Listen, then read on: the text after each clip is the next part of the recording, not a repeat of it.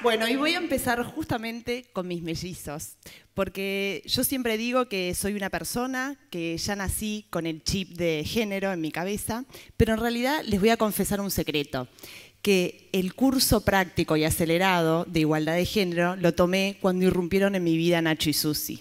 Ellos son los que todos los días me desafían y me enseñan cómo es educar con igualdad. Y como todos los días tenemos oportunidades para justamente hacer avanzar esa igualdad, y como la vida me enseñó que las oportunidades no hay que desaprovecharlas, es que acepté esta invitación de DAB para charlar de estos temas con ustedes. Y para que me conozcan un poco más, les cuento que soy una persona que por lo general no acepto las cosas porque sí, sino que muchas veces la cuestiono. Y eso me ha llevado a transitar los caminos, no siempre los más fáciles de la vida, pero me da cierta satisfacción al final del día. Una satisfacción que la noto cuando me miro al espejo o cuando miro a mis hijos a los ojos. Y para que comprendan eso de que cuestiono, del inconformismo, les voy a contar una breve historia, un breve episodio que pasé el año pasado con uno de mis hijos. Iba bajando las escaleras mecánicas de uno de los shoppings y se trancó. Cuando me doy cuenta qué es lo que pasó, era el piecito de mi hijo el que había quedado trancado en la escalera. Se imaginarán que pocas veces yo pasé un miedo tan grande en mi vida.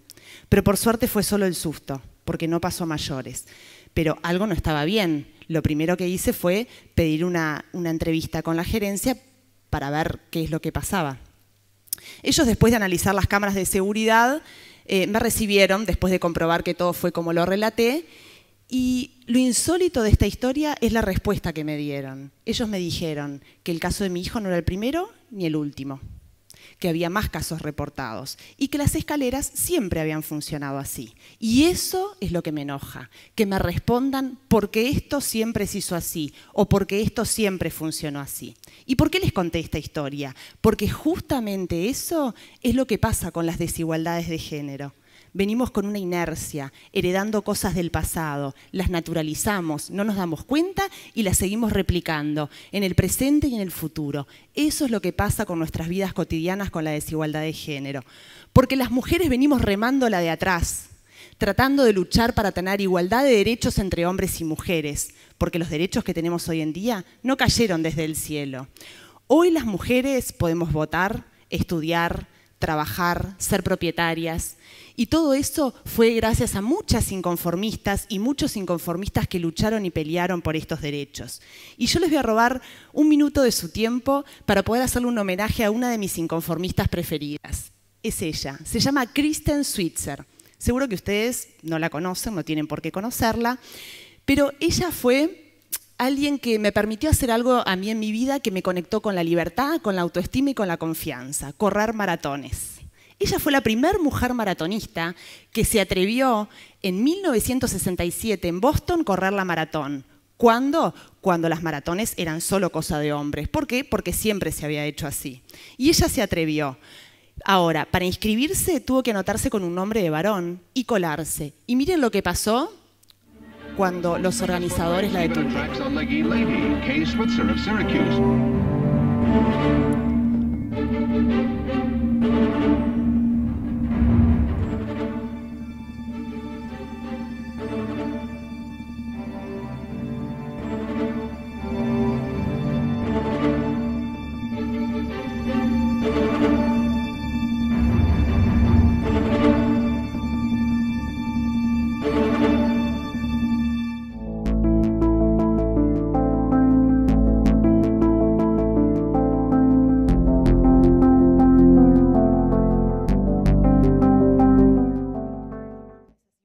Es ver además los hombres que corrían esa maratón y que la acompañaron y la defendieron, también eran hombres inconformistas porque no entendían por qué no podía haber mujeres. Y ella se propuso llegar a la meta de los 42 kilómetros, no solo por satisfacción personal, sino por todo el camino que le iba a abrir a las mujeres que en un futuro quisieran correr maratones. Yo fui una de ellas. Recién en el año 2000 corrí mi primer maratón y gracias a ellas tuve esa oportunidad porque ella me abrió el camino. Si bien ahí estoy rodeada de hombres, ya en esa oportunidad había casi un 30% de mujeres corriendo. Y ahora voy a recorrer algunos ámbitos de la vida para que justamente ustedes puedan ver cómo se manifiestan esas desigualdades. Y voy a empezar por la manifestación más extrema de la desigualdad, que es la violencia hacia las mujeres.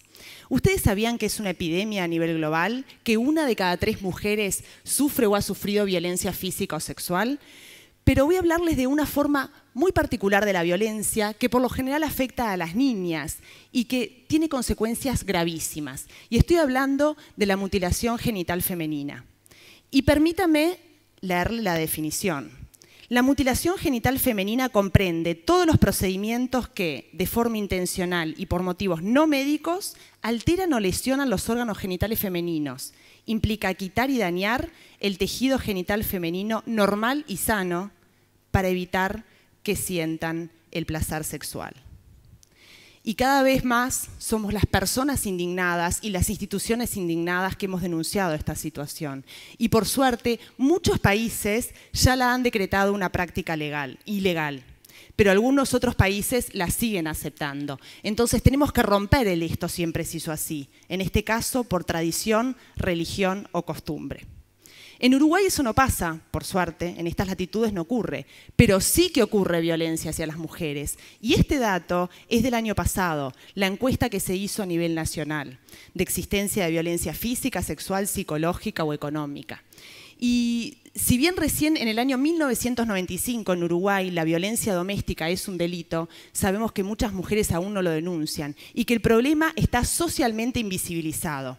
Ya saben todos ustedes que desde que empezó este año, 13 mujeres fueron asesinadas por su pareja o expareja.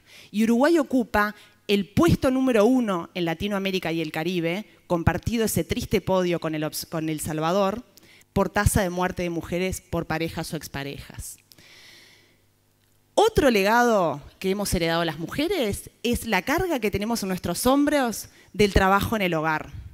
¿De dónde viene esto? Viene de la división sexual del trabajo, donde antes el hombre era el ganapán, el breadwinner, que salía al mercado de trabajo y la mujer se quedaba en la casa. Y tan en serio se lo habían tomado que habían escrito este manual de la buena esposa con estos 10 mandamientos.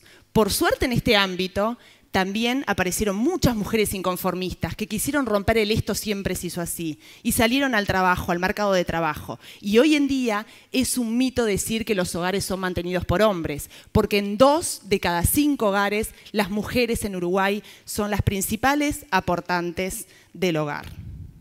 A pesar de todos los problemas que todos saben que tenemos las mujeres en el mercado de trabajo, como las brechas salariales, que nos enteramos que hasta en Hollywood existen. Pero ¿qué pasó con el trabajo en el hogar? Una vez que la mujer salió al mercado de trabajo, ¿qué pasó con la sobrecarga que tenía de las tareas? Eso no se repartió. Es decir, que ahora las mujeres, además de trabajar fuera del hogar, también son las que principalmente se encargan de cuidados y del trabajo doméstico. No sé si esta imagen les suena, ¿no? Que muchas veces se le llama como doble jornada laboral. Y lo peor de todo es que el trabajo en el hogar es invisible cuando se hace, pero recién pasa a ser visible cuando no se hace. Así que tenemos que seguir cambiando. Hubo cambios lentos, varones que se incorporan con el tema de la corresponsabilidad, pero todavía hay mucho para hacer. Y otro ámbito en el cual las mujeres venimos con rezago es en los cargos de representación, en los cargos de liderazgo. ¿Por qué? ¿Por qué las personas piensan que a las mujeres no nos interesaría tener un cargo importante, un cargo de decisión o un cargo de poder? Y Uruguay, por ejemplo, en participación política en el Parlamento, se encuentra uno de los últimos países en el ranking, lugar número 103. Y eso que Uruguay había sido pionero en la región en darle iguales derechos políticos a las mujeres que a los varones, en 1932. Es decir, que a partir de ese año la mujer tuvo el derecho de votar y de ser elegidas. Pero no hace tanto, en 1985, no sé si lo recuerdan, el primer gobierno democrático después de la dictadura, en el Parlamento eran todos hombres. No había mujeres titulares, ni senadoras ni diputados. Hoy, por suerte, hay un poquito más de mujeres gracias a la ley de cuotas. Pero yo me acuerdo que fui a las barras el día que se votaba esa ley de cuotas. Y algunos legisladores argumentaban que el Parlamento, la casa del pueblo, no era lugar para mujeres. Y tan en serio se lo habían tomado que saben ustedes que no había baños de mujeres hasta 1995 en el Parlamento, en el Palacio Legislativo.